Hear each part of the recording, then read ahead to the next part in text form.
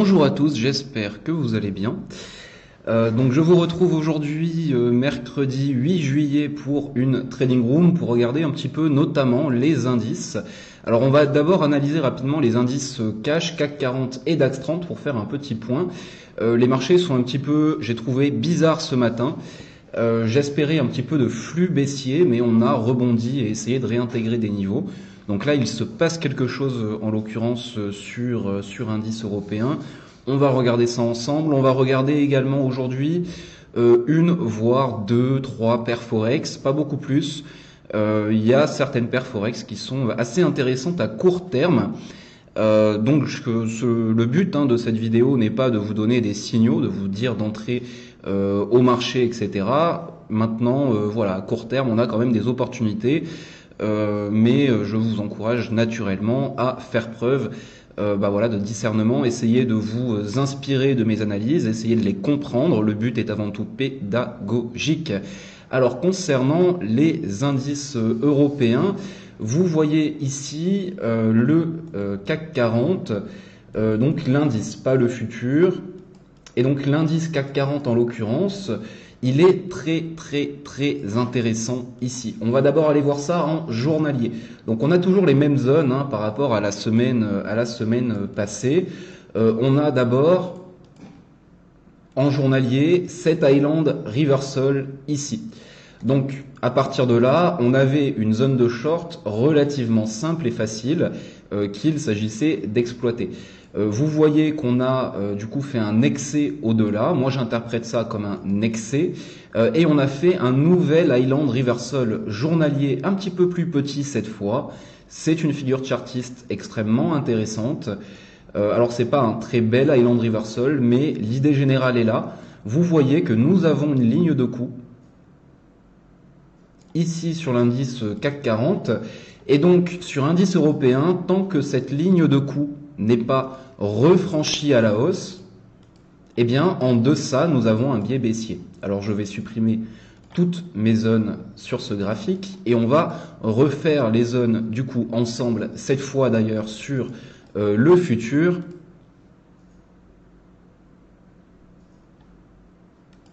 Sur le futur, donc je supprime rapidement toutes les zones et le plan sur les indices européens, il est donc plutôt clair.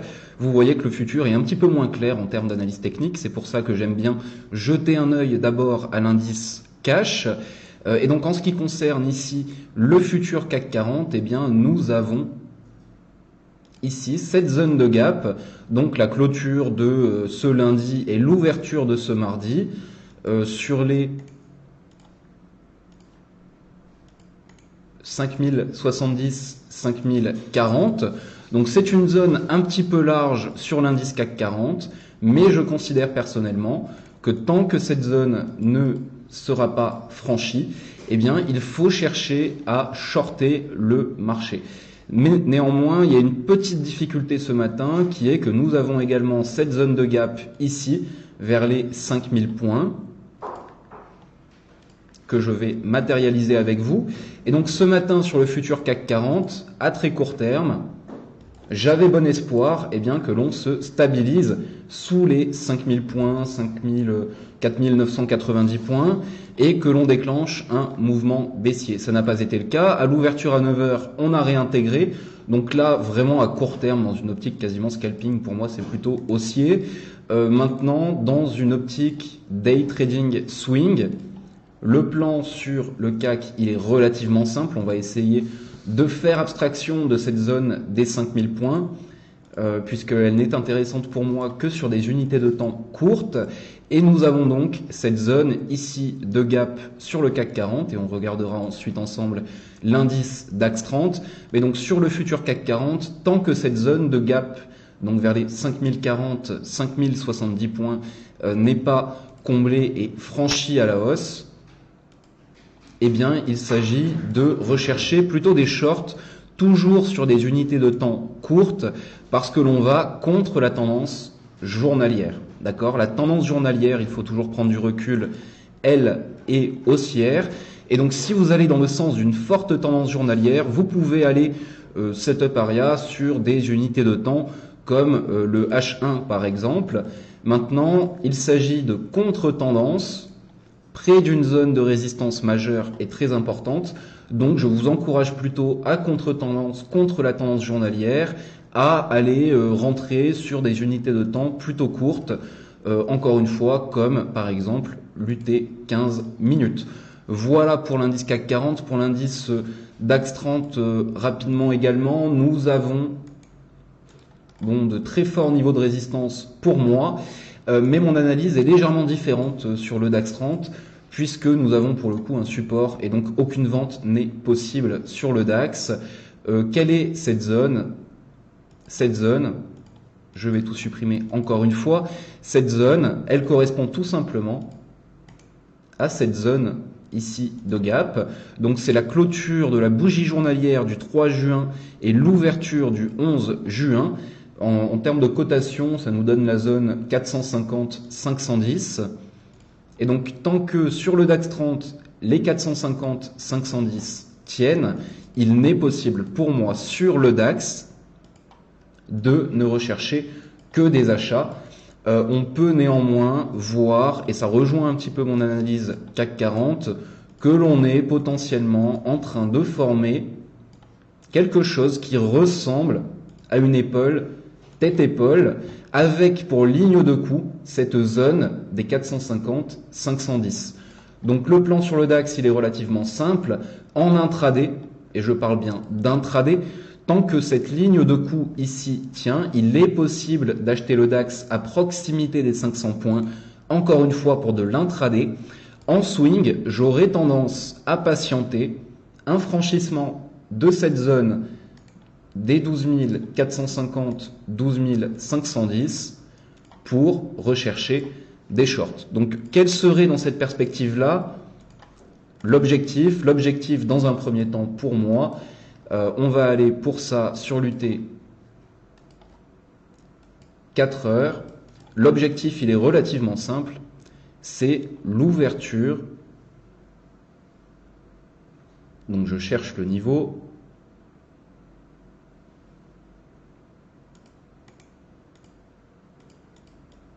Voici. Le premier objectif dans le cadre d'un short potentiel sur le DAX, ça serait les 350, 12 350, puis les 11 920. Les 11 900 points sur le DAX 30 sont un niveau très très important. C'est les 50% de retracement sur l'année 2019, donc les 50% de retracement de l'année passée. Donc nous avons ce très fort support que l'on peut travailler, sur lequel on est pour l'instant, et que l'on peut travailler en intraday à la hausse. Mais mon plan swing, pour le coup, suppose d'attendre une cassure de cette zone de support pour aller chercher dans un premier temps l'ouverture du mois de juillet, donc vers les 340, et pourquoi pas en extension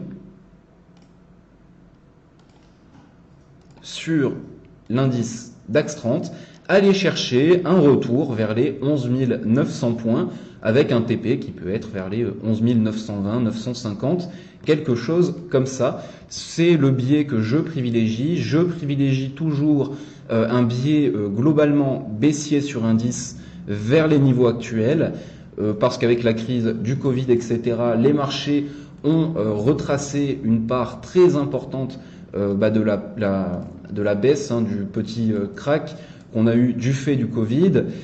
Pour moi, le sens à privilégier est donc absolument baissier sur le DAX à proximité des 12 800 points. Voilà, donc sous les 12 800 points, je ne me pose pas beaucoup de questions. Je cherche plutôt des shorts sur le DAX, sachant qu'on peut quand même acheter ce support tant qu'il tient. Mais mon plan clairement sur le DAX consisterait à shorter l'indice sous les 450 points pour aller chercher les 340, puis les 11 920. Je crois que c'est... Excusez-moi, j'ai changé d'écran, voilà.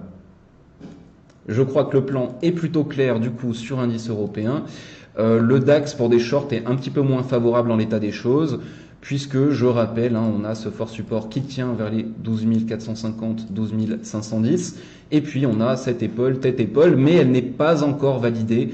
Encore une fois, il faudrait venir en rupture de ce support, chercher des shorts, mais tant qu'on ne casse pas ce support, eh bien, on ne valide pas l'ETE potentiel ici sur le DAX, puisque la ligne de coup tient toujours. Je repasse rapidement sur l'indice CAC 40 et vous voyez bien que sur le CAC 40, eh bien, on a un niveau de short tout à fait clair qui est un peu moins clair sur du coup l'indice DAX 30. La zone sur le CAC 40 de short, c'est les 5040, 5070. Et encore une fois, à court terme, on est plutôt haussier puisqu'on a tenu ce matin à l'ouverture à 9 h les 5000 points. Niveau rond très important et zone de gap journalière, je le rappelle rapidement, ici. Donc on a également un support sur l'indice CAC 40. On a également la formation potentielle, vous le voyez ici, d'une épaule tête-épaule, pas encore validée. Et donc le plan que je privilégie, c'est de shorter le CAC 40 sur rebond ou d'attendre la cassure du DAX sous les 12 500 points. Voilà pour le point rapide du coup sur indice. Je pense qu'on a des choses plutôt claires, un biais baissier plutôt clair. Encore une fois, pensez toujours à aller sur l'unité de temps journalière. C'est un petit peu la base sur indice. Et en l'occurrence, on voit bien que cette zone ici est une zone absolument majeure. On a fait ce qu'on appelle un island reversal, donc on peut respecter un biais baissier, encore une fois, pour moi, tout à fait clair. Concernant le Forex, je vais vous parler aujourd'hui de deux actifs.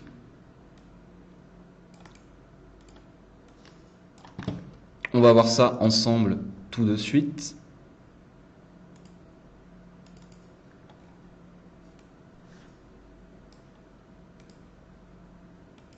On va d'abord regarder ensemble l'euro-dollar. L'euro-dollar qui est assez intéressant. J'ai fait un trade sur l'euro-dollar dans la journée d'hier. Je suis sorti break-even. J'ai préféré passer break-even assez rapidement parce que vous voyez que on vient en fait de s'extraire sur l'euro-dollar d'une consolidation. Encore une fois, allez toujours voir les unités de temps les plus longues. Sur Forex, personnellement, je commence mon analyse par l'unité de temps hebdomadaire. Sur l'unité de temps hebdomadaire, on voit bien que l'on est actuellement dans un mouvement court terme haussier et je travaille personnellement l'euro-dollar à la hausse. Mais ce que l'on voit également, c'est que on a tendance à réaliser beaucoup de mèches hebdomadaires vers les 1,14. Donc mon objectif haussier sur l'euro-dollar serait les 1,1380. Je ne vise pas beaucoup plus haut en l'état des choses, parce que j'estime que l'on est dans un flux globalement haussier sur la paire euro-dollar, mais que nous sommes tout de même dans une zone haute hebdomadaire, d'accord, puisque l'on voit que le prix a tendance à s'arrêter à proximité de cette ligne de tendance ici. Donc c'est un marché plutôt délicat dans lequel je cherche à me positionner à l'achat pour viser les 1,1380 en sécurisant rapidement mon trade parce que eh bien, nous sommes dans une zone très difficile à travailler à l'achat, très difficile également à travailler à la vente puisque le marché reste dans un flux haussier en l'état des choses. Et donc le plan sur l'euro-dollar, quel est-il? Eh bien il est relativement simple. Nous sommes sortis ici de cette latéralisation, vous voyez ici ce canal journalier. Nous en sommes sortis en clôture journalière et donc nous avons un marché qui pour moi pourrait être très intéressant à la hausse. Et pour ceux qui utilisent Ichimoku, je vous conseille eh bien, d'aller systématiquement sur Forex sur l'unité de temps 4 heures qui est pour moi un petit peu la clé sur Forex. C'est de là que partent tous mes trades. Et sur l'unité de temps 4 heures sur l'euro-dollar, si on supprime un petit peu toutes mes zones pour y voir un petit peu plus clair, eh bien on voit d'abord que l'on est sorti de cette ligne de tendance ici, que l'on a pullback hier sur cette ligne de tendance, hier et ce matin. Donc c'est une zone d'entrée très intéressante.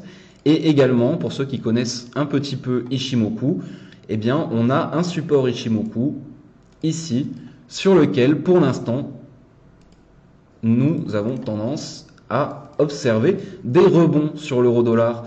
Donc l'idée sur l'euro-dollar est tout simplement d'acheter cette paire Forex vers les 1,1260, 1,1265. La zone me semble plutôt claire. Ichimoku nous l'indique et pour l'instant ça fonctionne plutôt bien. Moi je conseille plutôt sur l'euro-dollar en ce moment de chercher à sécuriser les trades assez rapidement parce que le marché n'est pas extrêmement clair et que nous sommes, je l'ai déjà dit, à proximité d'une zone haute hebdomadaire. L'objectif haussier pour moi, pour rappel sur l'eurodoll, c'est les 1,1380, donc ça laisse un potentiel assez intéressant, mais on peut pour moi difficilement viser beaucoup plus haut. Le marché a tendance à se retourner à proximité des 1,14, donc en l'état des choses, je n'envisage pas de viser au-delà des 1,14. Vous voyez ici les réactions sur cette zone des 1,26, 1,1260, 1,1265. J'ai tenté un achat dans la journée d'hier par ici, je suis passé break-even et suis sorti ce matin ou dans la nuit break-even. Et je n'ai pas racheté ce matin, mais si on y retourne, je chercherai à exploiter ce support sur l'euro-dollar qui est très intéressant. Également sur Forex, je veux vous parler d'une deuxième paire qui m'intéresse énormément. On va aller la voir en hebdomadaire également. Alors la semaine passée, je vous avais surtout parlé de GBP-USD, GBP-Yen. Cette semaine, donc GBP-USD a été assez sympa, on peut le regarder rapidement. Pour rappel, on avait une consolidation, un canal, vous le voyez ici, journalier ou 4 heures. Et sur cassure de la Kijun H4 et pullback dessus, eh bien on pouvait anticiper la cassure de cette ligne ici de tendance pour un swing haussier. Les objectifs que je vous avais indiqués, c'était d'abord les 1,25 qui est fait, puis les 1,27 qui n'est toujours pas fait. GBP-USD reste en l'état des choses haussier, il faut toujours le travailler à la hausse, mais ça n'est plus la paire, un petit peu comme GBP-Yen, en GBP qui m'intéresse le plus, parce que le potentiel est à présent relativement faible. D'accord. Donc mon objectif sur GBP-USD, simplement pour rappel, c'est toujours les 1,27. Donc une paire à travailler à la hausse sur des unités de temps, comme le H1 par exemple, pour suivre cette tendance jusqu'au niveau majeur des 1,27, 1,2750, qui est un niveau hebdomadaire très important. Si on va en hebdomadaire, on remarque qu'Ichimoku nous donne ici des plats Kijun et SSB majeurs. Donc c'est mon objectif sur GBP-USD. Je vise à proximité de ces niveaux Ichimoku hebdomadaires. Mais une paire en GBP m'intéresse beaucoup plus à présent parce que j'estime que le potentiel y est beaucoup plus important. C'est la paire GBP-AUD. Alors GBP-AUD, toujours sur Forex, je pars là aussi de l'hebdomadaire. Et donc sur l'unité de temps hebdomadaire, qu'est-ce que l'on fait? Eh bien, en l'occurrence, c'est déjà fait, mais je peux supprimer la zone pour la refaire avec vous. On cherche soit une forte tendance, soit de forts niveaux moyen terme. En l'occurrence, nous avons un fort niveau moyen terme ici. Cela correspond à ces plats SSB hebdomadaires. Et on voit que pour l'instant, on n'arrive pas encore à repasser au-delà. Maintenant, si on regarde simplement les chandeliers japonais, ce que je vois, c'est quelque chose qui ressemble en fait à une étoile du matin en hebdomadaire, c'est-à-dire que nous avons une petite bougie rouge, puis un doji, puis une bougie potentiellement cette semaine verte qui pourrait ressembler à une espèce de marteau. Donc GBP-AUD m'intéresse énormément pour cette raison-là, pour l'hebdomadaire, puisque certes nous ne sommes plus tout à fait sur ce support hebdomadaire, mais nous sommes quand même dans une zone basse, nous sommes quand même à proximité notamment de ce support ici graphique sur la paire GBP-AUD, en train également de former une étoile du matin hebdomadaire, et à court terme, certaines choses sont très intéressantes et très sympas. Alors je n'aime pas bien évidemment la Kijun journalière, on en est un petit peu trop proche, mais je surveillais jusque-là sur la paire GBP-AUD cette ligne de tendance que vous voyez ici et que l'on a cassée en clôture journalière dans la journée d'hier. Donc le plan GBP-AUD est relativement simple. Nous avons cassé cette ligne de tendance journalière. Je m'attends à ce que l'on réintègre ce support, cet ancien support hebdomadaire, pour viser les 1,85. Cette zone est ma zone d'objectif. Swing sur la paire GBP-AUD, je vise donc les 1,85 d'ici potentiellement 2 ou 3 semaines. Je pense que l'on va avoir une tendance haussière très sympathique et donc il faut un niveau d'invalidation quand vous avez un plan. Et donc le niveau d'invalidation, il est très simple. Ishimoku nous le donne et également la zone d'ouverture de cette semaine, le gap hebdomadaire de cette semaine nous le donne sur la paire GBP-AUD. Le gap hebdomadaire, c'est la zone que vous voyez à l'écran en rose. Et Ishimoku sur l'UT 4 heures nous donne également ce niveau des 1,80. Donc je vais supprimer pour qu'on y voit un petit peu plus clair ce support hebdomadaire parce qu'il n'est pas très important à court terme. Et donc sur GBP-AUD, je suis acheteur dessus tant que l'on tient les 1,7980.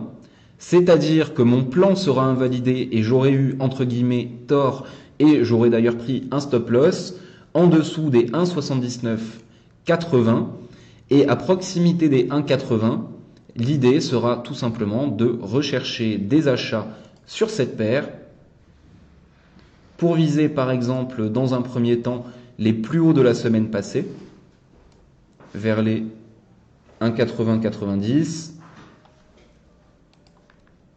et dans une optique swing à horizon quelques semaines, on peut très raisonnablement viser les 1,85. Voilà. On a assez peu de choses vraiment claires sur Forex selon moi ces derniers temps. On a des marchés un petit peu dignes d'un été, mais il y a quelque chose à droite à gauche, quelques plans, quelques paires qui sont très intéressantes.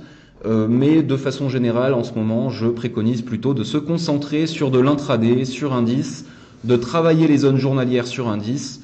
Elles sont très propres, très claires, très bien respectées. En ce moment, pour faire du swing trading, c'est quand même assez compliqué. Donc je ne vous parlerai pas de beaucoup d'autres actifs parce que j'estime qu'il y a en ce moment assez peu d'opportunités, tout simplement. Si vous avez des questions ou bien si vous souhaiteriez que j'analyse un actif particulier avec vous, n'hésitez pas sur le chat. Et sinon, eh bien, écoutez, je vais vous souhaiter une excellente matinée et bonne chance dans vos trading, dans votre trading de votre côté. J'espère avoir partagé avec vous quelques petites choses intéressantes. Encore une fois, GBP-AUD, l'euro-dollar. On a des zones claires, on a la rupture de consolidation journalière, des clôtures journalières au-delà de lignes de tendance majeures. Donc on semble sortir de consolidation et démarrer des mouvements swing haussiers. Pour rappel, la zone d'achat sur l'euro-dollar, c'est les 1,1260, 1,1265. Sur GBP-AUD, la zone d'achat est à proximité des 1,80. Pour rappel également, concernant les indices, nous avons une zone d'achat sur l'indice DAX 30. C'est la zone 12 450, 12 510. Donc plutôt des achats sur le DAX et peut-être plutôt favoriser l'indice CAC 40 pour y rechercher des shorts dans la zone 5040, 5050, mon niveau d'invalidation étant les 5070. Donc un stop loss devrait être placé au-delà des 5070 si on short la zone 5040, 5050. Donc un billet plutôt haussier en l'état des choses sur le DAX. mais une préférence vendeuse quand même pour le CAC 40, c'est-à-dire que je préfère travailler le CAC 40 à la vente que le DAX 30 à l'achat. Voilà pour mes seuils tactiques. Je vous souhaite une excellente fin de matinée après avoir analysé du coup à la demande d'Ivana le Dow Jones. Alors en ce qui concerne le Dow Jones, je ne crois pas avoir les flux temps réel sur cette plateforme, mais sur celle-ci, oui. Donc je change juste de plateforme et je dois avoir ici les flux temps réel sur le futur Dow Jones, ce qui sera quand même préférable. Alors j'analyse le Dow Jones sans aucun problème, avec plaisir Ivana, simplement je ne le trade pas, donc c'est quelque chose d'intéressant et d'important à préciser.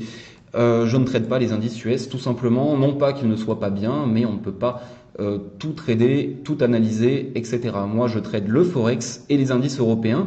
Donc concernant le Dow Jones, on va retirer ces niveaux annuels ici. On va faire une analyse Ishimoku relativement simple. Là aussi, on part d'abord de l'hebdomadaire, voire du mensuel. Nous sommes ici en mensuel sur l'indice Dow Jones. C'est important, quand on ne connaît pas un actif, de commencer son analyse par les unités de temps les plus longues. En l'occurrence, sur l'indice Dow Jones, j'ai tendance à voir une zone ici qui pour moi ne sera pas franchie. La zone sur le futur des 27 800 points. J'aime beaucoup cette résistance sur le Dow Jones. On voit que comme sur les indices européens, eh bien, nous avons retracé une énorme partie de la baisse post-Covid. Nous avons donc eu une espèce de V-bottom, mais nous revenons actuellement vers des niveaux de pullback absolument majeurs. Sur l'UT hebdomadaire, on pourrait déterminer un niveau pivot qui serait les 26 800 points à plus court terme, et un niveau de support, c'est ce plat Tenkan ici, vers les 25 000, 25 050 points. Donc on voit déjà qu'on a relativement bien borné notre indice Dow Jones. Et ensuite, ce qui est très important pour savoir comment trader, c'est d'aller voir le journalier. L'hebdomadaire, le mensuel ne me servent qu'à contextualiser, à savoir un petit peu où le marché se trouve à moyen terme, mais c'est vraiment moi, le journalier, qui va me servir à trader à court terme. En l'occurrence, sur l'UT journalière, d'après ma grille de lecture, eh bien, je remarque en un coup d'œil, avec Ishimoku, que nous avons le niveau des 25 000 points, qui est un support majeur, qui correspond approximativement au plat Tenkan hebdomadaire, ainsi qu'à cette extension Kijun journalière et à ce plat SSB journalier. Donc nous avons les 25 000 points sur le Dow Jones qui, en l'état des choses, tiennent. Donc quand je vois un marché comme ça, j'identifie très facilement un range comme ceci, avec une préférence haussière. Pourquoi une préférence haussière alors que j'ai un biais clairement baissier sur l'indice CAC 40 par exemple? Eh bien parce que l'indice Dow Jones tout simplement se tient beaucoup mieux et les indices US de façon générale ont tendance à surperformer ceux européens, donc cela ne m'étonne pas vraiment. Donc le plan sur l'indice Dow Jones en l'occurrence serait d'acheter à proximité, sur signal, à proximité des 25 000 points pour un swing. D'accord? Donc dans une optique swing, parce que tu n'as pas précisé l'optique de l'analyse que tu souhaitais et à laquelle tu pensais. Donc si, et pour ceux d'entre vous qui envisagent de se positionner et de trader l'indice Dow Jones et qui veulent le faire dans une optique swing, en l'occurrence, nous avons une superbe zone d'achat vers les 25 000 points. Et à court terme, ce que l'on remarque assez facilement, c'est d'abord avec Ishimoku, on regarde la Kijun, on se repère toujours par rapport à la Kijun. Et en l'occurrence, on voit que la veille, donc la journée de mardi, la journée d'hier, eh bien, nous avons clôturé sous la Kijun. Donc à plus court terme, j'ai un biais vendeur sur le Dow Jones tant que l'on reste en deçà des 25 950. Donc nous avons une zone d'une cinquantaine de points que l'on peut déterminer grâce au niveau rond des 26 000 points et grâce à la Kijun journalière. Donc une idée de trading serait tout simplement soit en swing d'attendre de revenir à proximité des 25 000 points, soit dans une perspective un petit peu plus agressive avec des entrées timées par exemple sur le M15 voire le H1 maximum, eh bien nous pourrions tout simplement trader un potentiel mouvement baissier pour revenir justement vers les 25 050 points. Nous voyons à court terme également que nous sommes ici sous également la Kijun 4 heures. Donc on a cassé la Kijun journalière, on a cassé également la Kijun 4 heures sur laquelle on est en train ici de pullback à peu près vers les 25 860 points. Et on peut également identifier